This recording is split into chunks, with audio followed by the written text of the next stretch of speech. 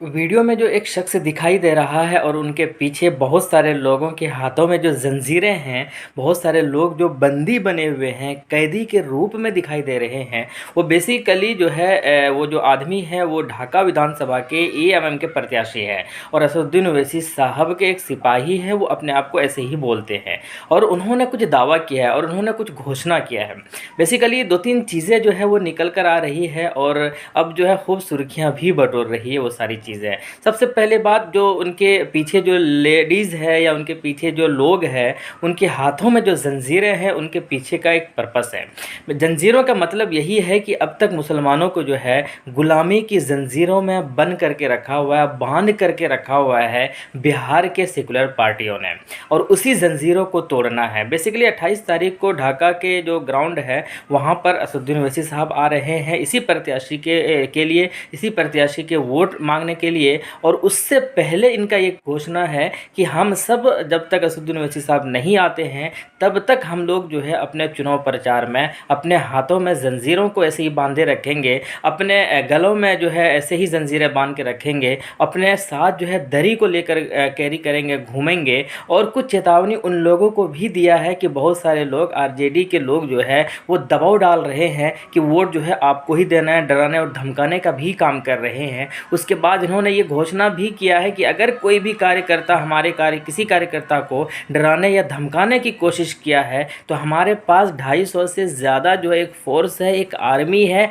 और वो लेडीज़ की आर्मी है। तो उनके घर हम जाएंगे, जो भी साहब हमें डराएंगे हम उनका नाम जो है नोट कर लेंगे और उनके घर जाएंगे उन लेडीज़ फोर्स के साथ, और उनके घर, और वो भी क्या है, चूड़ी के साथ जाएंगे और उनके घर के आगे जो है चूड़ियों को तोड़ेंगे, चूड़ियों को दिखाएंगे, चूड़ियों पहनाने की कोशिश करेंगे। तो ये भी एक अनोखा पहल चलाया है इन्होंने, इससे भी खूब लोग जो है बातें कर रहे हैं। और साथ के साथ जंजीरों वाला जो मामला है वो उनका कहना है कि हम जंजीर लेकर ही कैरी करेंगे, जहाँ भी जाएंगे जंजीर लेकर ही प्रचार करेंगे। इससे दो चीज़ें निकल कर आ रही है। एक तो ये है कि मुसलमानों को जो है गुलामी की जंजीरों में बांध कर रखा है सेकुलर पार्टियों ने, आरजेडी और महागठबंधन के लोगों ने।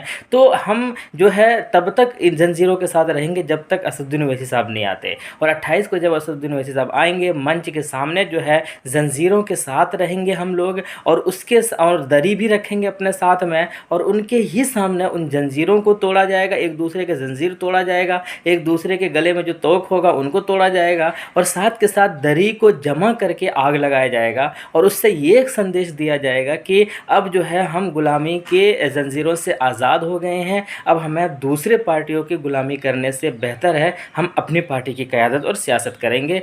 इस तरीके का इन्होंने घोषणा किया है। दूसरा ये भी है कि जब से वो मुख्यमंत्री वाला जो घोषणा हुआ है कि यादव यानी कि जो तेजस्वी यादव है वो तो मुख्यमंत्री बनेंगे, और 2% वाले लोग मल्लाह जो है वो मुकेश सहनी जो है उनको उप मुख्यमंत्री बनाएंगे, तब से जो है और भी चीज़ें जो है तूल पकड़ा हुआ है, और उसी को लेकर ये जंजीरों वाला मामला जो है वो सामने आया है।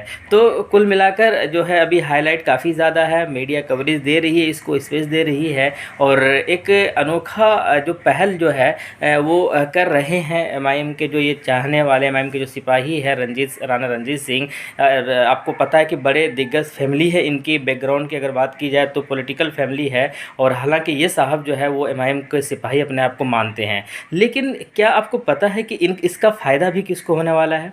मान लो कि जो उप मुख्यमंत्री के लिए आवाज़ उठा रहे हैं, उठा कौन रहा है? एमआईएम पार्टी लोग उठा रहे हैं। सबसे ज़्यादा पहल कौन कर रहा है? एमआईएम पार्टी के लोग पहल कर रहे हैं। लेकिन फ़ायदा किनको होगा? फ़ायदा उनको होगा जो आरजेडी में मुस्लिम है। तो फिर आरजेडी या महागठबंधन में जो मुसलमान सिपाही है तो उनको तो खुश होना चाहिए यार कि मेरे लिए आवाज़ बन रहा है, उनके लिए जो है आवाज़ उठा रहे हैं कौन? MIM party. तो फिर एमआईएम पार्टी के ऊपर एलिगेशन क्यों बार बार लगा रहे हो? अगर उप मुख्यमंत्री बनाने का घोषणा करेगा तो किसको बनाएगा? जो आरजेडी के अंदर या महागठबंधन के अंदर जो मुसलमान नेता है, मुसलमान एमएलए है, तो फिर तो एमआईएम साहब को खुशी होना चाहिए ना कि प्रेशर कोई और बना रहा है, फ़ायदा कोई और उठा रहा है। और एमआईएम का पर्पस ही यही है कि हमें इंसाफ चाहिए, हमें अपने भागीदारी चाहिए, हमें हिस्सेदारी चाहिए। तो कुल मिलाकर फिर भी बहुत सारे लोग एमआईएम को पता नहीं इतना क्यों इनसे खफा है, इनसे क्यों इतना ज़्यादा जल रहे हैं, क्यों इनको इतना दबाने की कोशिश कर रहे हैं कि अभी भी लगातार वो साहब जो कल तक जदयू और महागठबंधन एनडीए के गठबंधन में थे, वो साहब भी आज आरजेडी ज्वाइन करके बोल रहे हैं कि ये बीजेपी की बी टीम है। सोचिए, आप समझने की कोशिश कीजिए मैं किन की तरफ इशारा कर रहा हूँ। तो ऐसे बहुत सारे लोग जो है इस तरीके की बातें कर रहे हैं, लेकिन ये जो पहल है ये बहुत अनोखा है और जो है चर्चाओं में है और काफ़ी ज़्यादा हाईलाइट और तूल पकड़ा हुआ है। तो कुल मिलाकर बाकी आपकी क्या राय है, कैसा लगा ये पहल, कमेंट बॉक्स में बताइएगा। शुक्रिया।